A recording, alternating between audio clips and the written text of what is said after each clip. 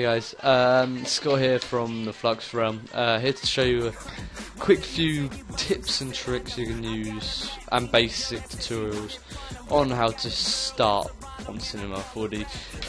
I'm literally going to spoon feed you most of this to make it a lot easier for you. So I'm going to go through a few things, and I'm going to start off with, let me have a look. We're going to start off with quick keys, movement, camera changes, and all the basic shapes and etc. etc. Okay, so if we start about movement, so if you see up here, you can see these 4 keys up here. This one, first one is to move the camera from left to right, well everywhere really, but it stays on the same face side. This one is to zoom in or out from your view, and then this third one in is to rotate yourself around the actual thing, staying where your thing's chosen. Then you have the last one, which is I'll get to in a minute. So these first 3 keys, now I want to show you some quick keys for them when you can click one whilst holding one, whilst on the screen here, holding one and hold clicking and moving your mouse around. So you're holding one. In fact, you don't even need to hold one. You just need to hold one whilst you click onto the foreground here, and then you can let go of one, and you can actually just move it about. But I like to hold one so I can move things around and know what I'm doing. It feels more better, I guess, more safe. And then number 2, if you click the number 2, is the second option, which is zooming, which is showing that the second option there. And third, obviously, is the rotation. If you click hold number 3 and hold click whilst moving your mouse, that will do that. So that's the quick keys for those. This block at the top right here is actually your views. So now you can see here, top view, it's even listed there, top, front, right, and perspective from where you used to be. Once you go into this view, when you click that box at the top right in the other view, you take to this. If you want to get back to your normal view with that huge 3D area, you want to go up to this little perspective view at the top left, and you want to click the little box there, and that will sit you back. Onto the next thing. So that's camera changes, quick movement, stuff like that. Now, basic shapes. So you've got your basic shapes here. The way to draw this out, you can't actually click it, or it actually brings the thing that's highlighted, which is a cube, so you want to just click delete there.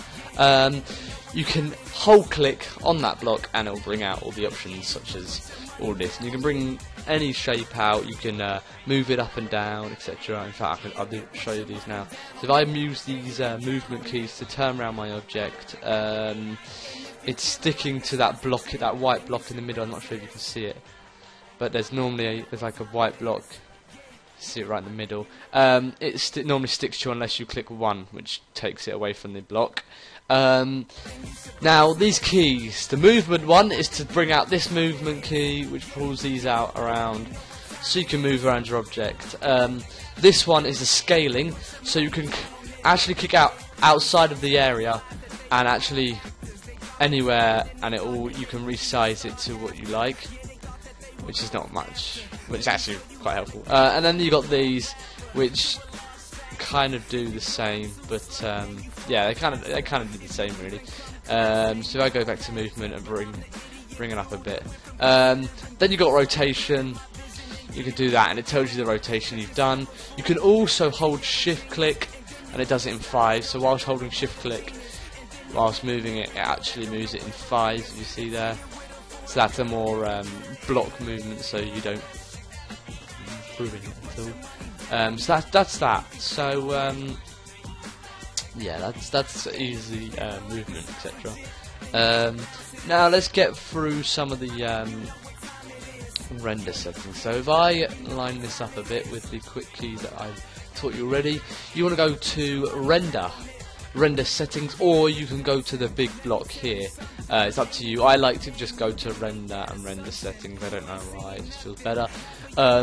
You would normally, if you're throwing this into Photoshop or anything like that, or just saving it from full, you want to go to output. You want to set the output to 1280 by 720. This is just the general look of it, really.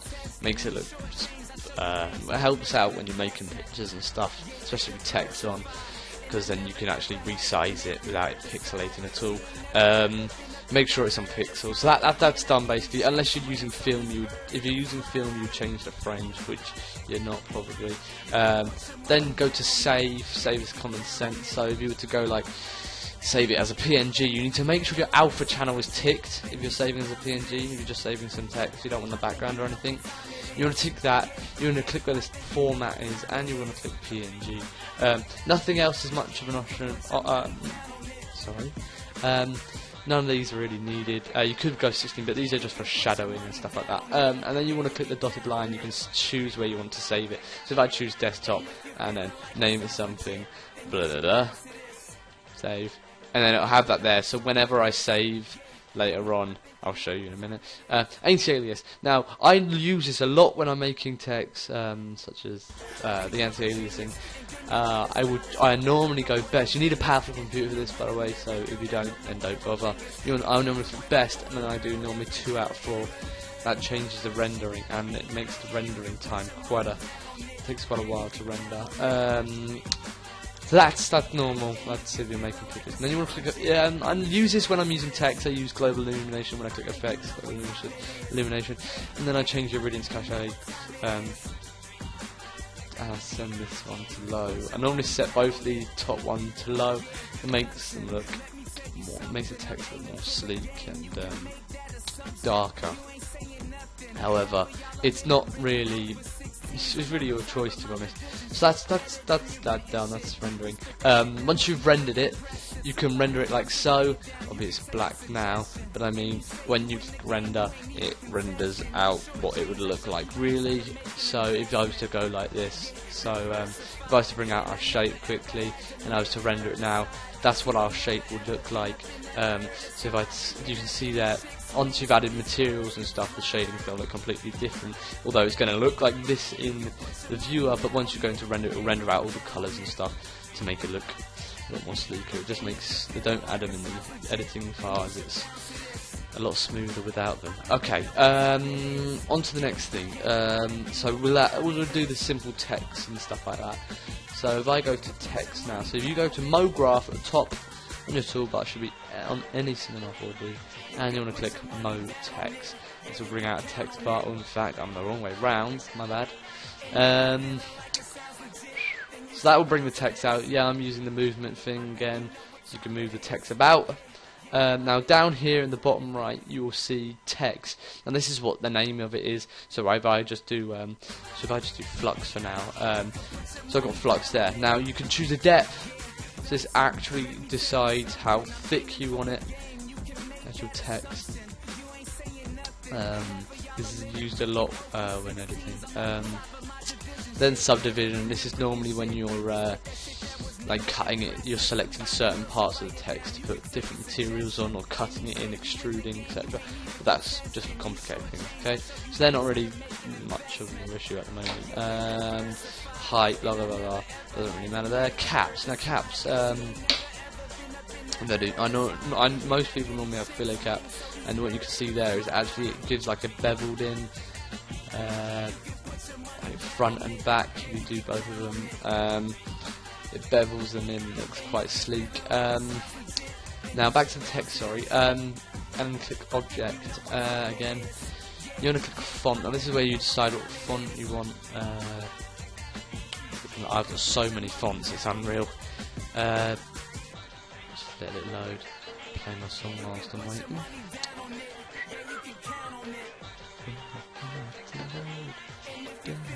See what I mean? So slow. There we go. So in fact, I'll just choose architect for now. And you can see there, I've chosen architect, and that's what my text looks like. So that's added the font in. So it's alright actually. Now, Shall we get onto materials? Or shall I, hang on, let's check. Yeah, let's get onto materials. So if you see this box at materials here,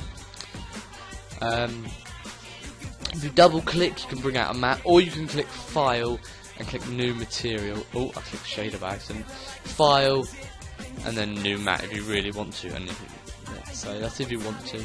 Now double click that mat that you've brought in. Now you've got here, you can name it something if you really wish. Not really much of a issue. Now if you click colour, click here, you can decide on the colour you want. So if I go for green, and then you want to. This is what I use a lot. I just go to reflection, put 20, texture Fresnel.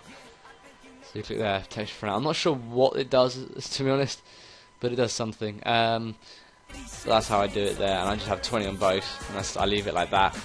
Oh, you can also take. If you look there, you can see there's like it's quite darker in the middle. But if I untick specular, that kind of gets not lighter. It gets lighter even, not darker.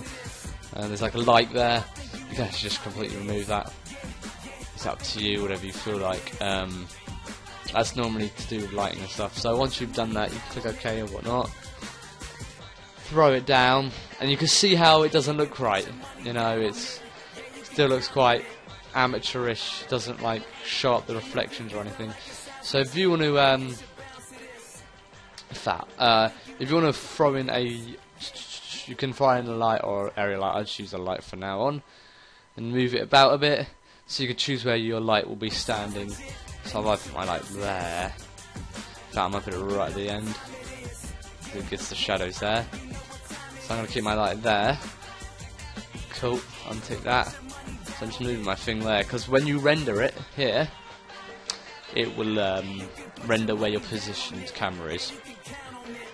So for now, you got some nice reflections coming off there. So you can do that. That's always an option. Always feel free to add more lights in. It's up to you.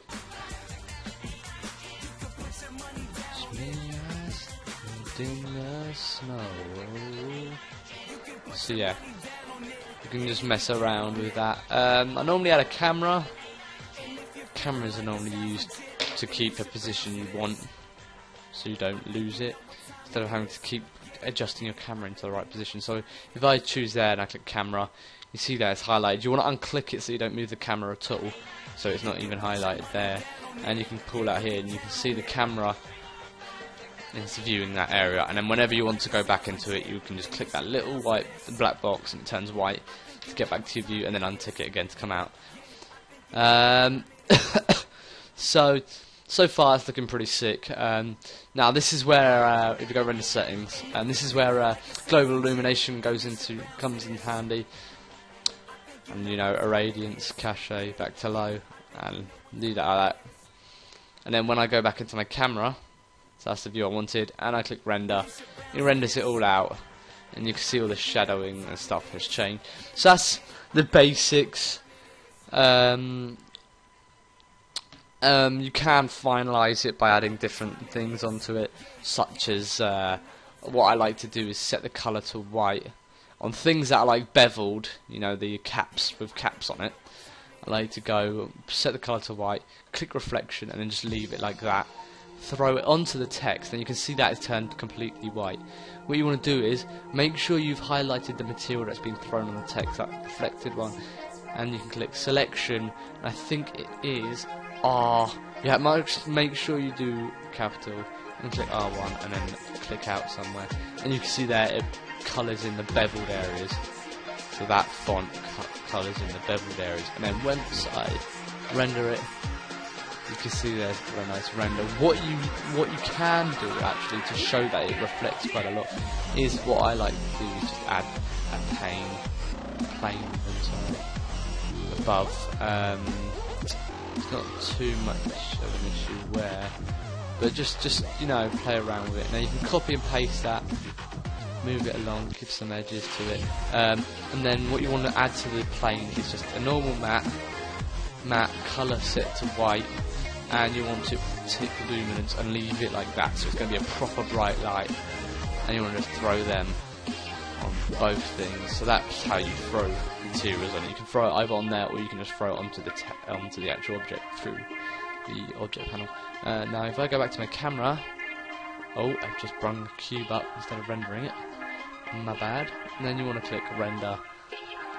And you can see there, it brings out those white blocks. It brings out the rendered white blocks on these edges that you can see there.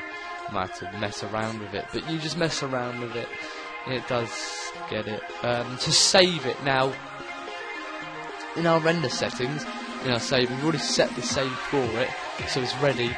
Make sure your alpha channel's on if you want it PNG, if you want it so it's just text. Once you've done that, you can exit out of that, and you can literally just click this middle button here. In fact, you don't even need to hold it, sorry, you just want to click it, and it will render the picture out.